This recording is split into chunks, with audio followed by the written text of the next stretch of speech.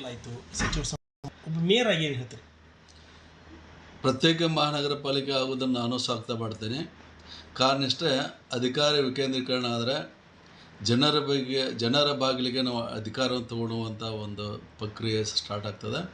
ಅದಕ್ಕೆ ಮೊದಲೇಕೆ ನಾನು ಅದಕ್ಕೆ ಸ್ವಾಗತ ಮಾಡ್ತೇನೆ. ಫೈಲ್ ಅನುಮೋದನೆಗೆ ಹೋಗಿದೆ. ಈಗಾಗಲೇ ಸರ್ಕಾರ ಏನು ಮಾನದಂಡ ಪರವಾಗಿ ಏನೇನು ಅವ್ರದ ಮಾನದಂಡವಾಗಿ ಏನೇನು ಕೊಡಬೇಕಿದ್ದ ದಾಖಲೆಗಳನ್ನು ಈಗಾಗಲೇ ನಾವು ಕೂಲಂಕಷವಾಗಿ ಆಯುಕ್ತರು ನಾವು ಚರ್ಚೆ ಮಾಡಿ ಜಿಬಿಗೆ ತಂದು ಜಿಬಿಯಾಗಿ ಪಾಸ್ ಮಾಡಿ ಅದನ್ನು ಈಗಾಗಲೇ ಸರ್ಕಾರಕ್ಕೆ ಕಳಿಸ್ಕೊಟ್ಟಿದ್ದೇವೆ. ಸರ್ಕಾರ ಬಹುಶಃ ಬೆಳಗಾವಿ ಅಧಿವೇಶನದಲ್ಲಿ ಅದನ್ನು ಮಾಡಲಿ ಅಂತ ನಾನು ಆಶಿಸ್ತೇನೆ. ಅನುಕೂಲ ಆಗುತ್ತೆ. ಇದರಿಂದ ಅನುಕೂಲ ಅಂದರೆ ಬಹಳ ಆಗ್ತದೆ.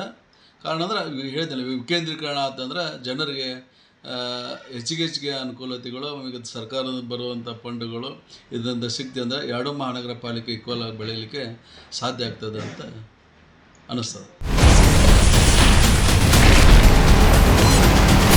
Ashwavega English News. Coming soon. Your channel, your voice, your trust.